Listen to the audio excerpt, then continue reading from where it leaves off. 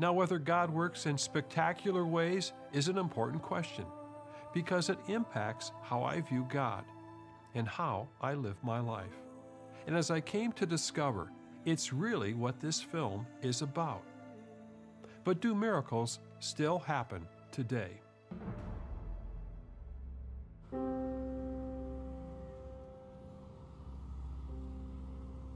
I'm here at North Central University, where my parents met, eventually married, and a little while later I was born just over there at Swedish Hospital.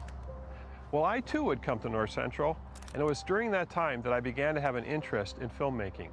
In fact, I believe that someday I would have a movie in the theaters. 40 years later, that dream came true. On January 19, 2015, my first film, Patterns of Evidence: The Exodus, was shown nationwide. I saw it with my wife Jill in New York City, at a theater in Times Square.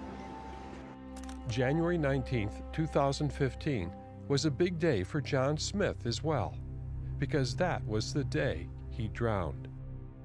He was portrayed in the 20th Century Fox feature film Breakthrough. When I heard that he was coming from Missouri to attend my old college, North Central, I decided to contact him. There were just too many connections. I get a phone call from my mom. She calls me and she asks if I want to go to the gym that day because it's a holiday. I said, of course. I love the game of basketball, so whatever I can do to play, I'll do it. She said, I love you. I said, I love you too. 8 seconds later, all three of us fell to the ice.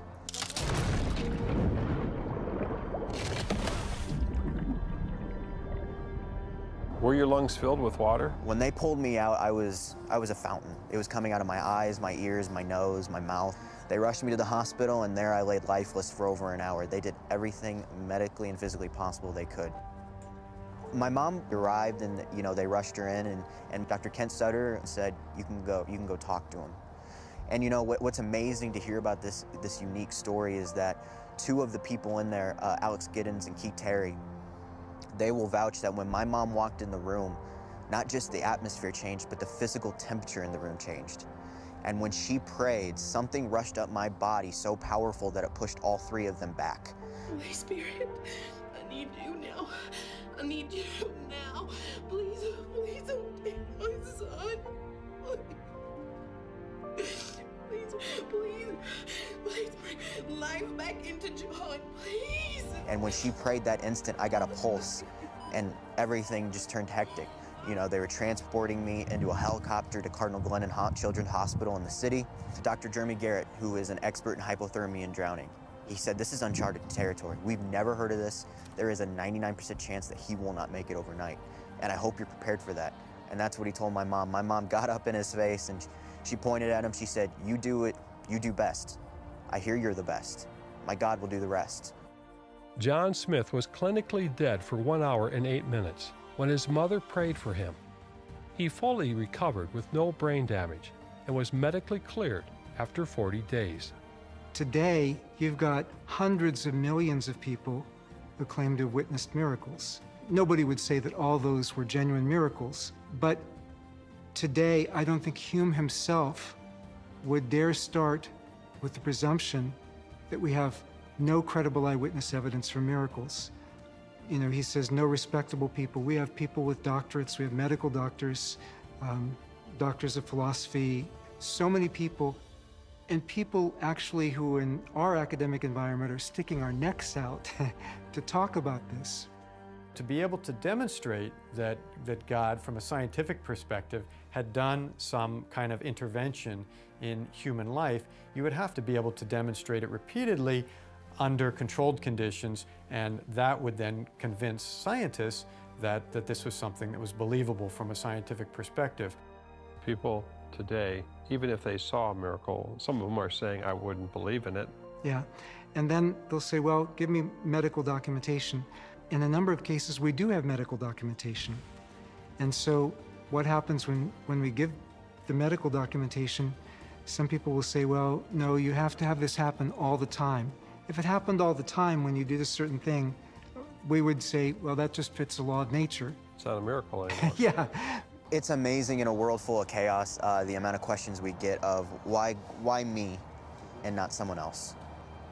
He gave me a second chance at life. I don't deserve it. I don't. I wasn't serving the Lord when I had drowned, and it's a miracle that I'm here. Well, you know, how do you answer a question when there are people that are praying for a miracle and they don't get one? Yeah. Just this past weekend before you filmed me, I lost a very good friend, Nabil Qureshi. Thousands of people were praying for him. A number of people were fasting. If faith could always make something happen, Nabil would still be alive. But that's not the way it works. My wife and I have been through 7 miscarriages. My wife is from Africa. It's very important to have a child. Clearly, it doesn't always happen. It's not like you push a button and it happens. This is a relationship with God, and God still has the choice, and God knows more than we do.